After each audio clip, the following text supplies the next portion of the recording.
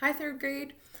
Last time we did reading, and we didn't do reading last week, I'm trying to not give you every single assignment in 1 week. I'm trying to alternate English and reading. In school, we would totally be doing both, but I'm trying to be a little more flexible. So the last time we did reading, I had you read page 174 on your own. We're reading the book Gideon. And page 174 was basically getting the message from God, right? And he was wondering why this bad stuff was happening. And remember there was a messenger that came and said, "I will be with you and you will defeat the Midianites." This is on page 174. And he asked the messenger not to leave him while he went to prepare an offering. He brought back this offering of meat and bread, placed it on the rock, and the messenger held out his staff, and the offering burst into flames. And that's how Gideon knew this messenger was the angel of the Lord. Okay, so today we're going to do 3 pages. I know it's a lot. 175, 176, and 177. And then I believe you have 2 workbook pages to do with that, okay? So let's go ahead. We're going to read these together, I think, because we would do this normally in school. So you can either read this on your own or follow along with me. I prefer you just follow along with me. Maybe you like me reading anyway. That same night, the Lord spoke to Gideon again. He told Gideon to destroy his father's altar and to cut down the idol beside it. Remember, an idol is something we worship that's not God. Some people, it's a material possession. They worship their money, or they can't live without their cars. And if you're focusing on that kind of stuff, remember, you are not giving all of yourself to God, okay? He told Gideon to make an altar to the Lord God. But Gideon feared his family and the people of the city. They would be angry if he cut down their idol. So Gideon waited. After dark, he took 10 servants and slipped out to do as God had commanded. Remember, commanded is basically like me or your parents telling you to go do something and you obey, right? In the morning, the men of the city gathered. "Who did this?" they murmured. "Who destroyed our altar to Baal?" "It was Gideon," someone called out. The men went to Gideon's house. "Send Gideon out," they shouted. "We will kill him." Gideon's father answered, "Will you fight for Baal? If Baal is a god, let him fight for himself." Ooh, good piece of advice. I like that. I've read this story before, but I really like that. If Baal is a god, let him fight for himself. Who fights for us? Yeah, our God, and we know he does, and he's proven it several times. But let's see. That's a really good, I really like that. All right, so we're jumping down to 176. Follow along with me. Not far away in the valley of Jezreel, the enemy soldiers gathered. They came from the south and the east. Gideon took out his trumpet and blew a call to war. Men living nearby came to join him.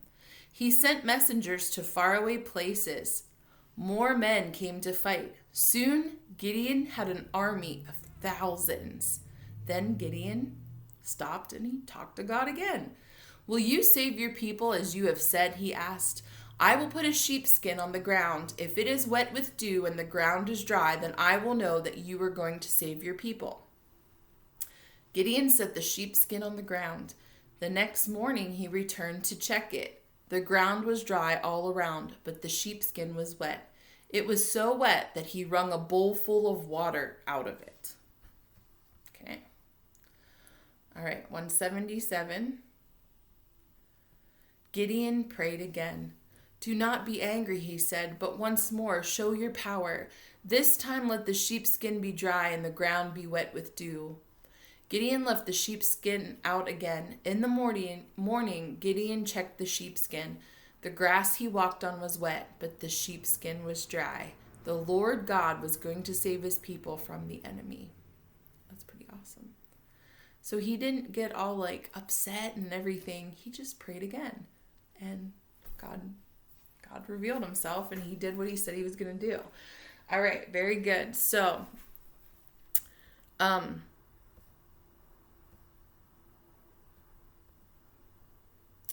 go ahead and turn in your workbook pages to 59 and 60. And that's, I'm going to give you a little direction on those, and then that's it for today. So page 59, understanding why, I'm just reading the little box up there on the top. Understanding why things happen can help you better understand a story. An effect is the result of something that took place in the story, and the cause tells why it happened. Do you remember in English when we were talking about that? About the rainbow and the baseball? I don't know if you remember that chart I had up on the board. So an effect is the result of something that took place in the story, and the cause tells why it happened. So for example, you have a couple boxes here, causes in the first, and it says why in parentheses, and then the second box is effect, and it says what happened in parentheses after that. Write the letter to match the effect with the correct cause. So number 1 says the car went through the red light. So if the car goes through the red light, what could happen? Yes, C is your answer. There was an accident. So for me to understand cause and effect, I kind of need to go backwards. So if there was an accident, this is what happened. Well, why did it happen? Because the car went through the red light. There's a couple questions you ask, but in my head, I need to kind of do the effect first and then the cause. And you may be the same way. You may have to do it this way. So now let's go ahead and do number 2 together too. The boy stomped on the balloon. Okay, think about this. If we're in class and we have a bunch of balloons on the floor and we're stomping on them, what's going to happen? Tristan, I can totally be all about you saying you could do this, seeing you do this. Actually, all of you, but I definitely... We would hear a huge pop, right? A bunch of pops. So A is your answer. A loud pop was heard. And why was it heard? Because the boy stomped on the balloon. Okay.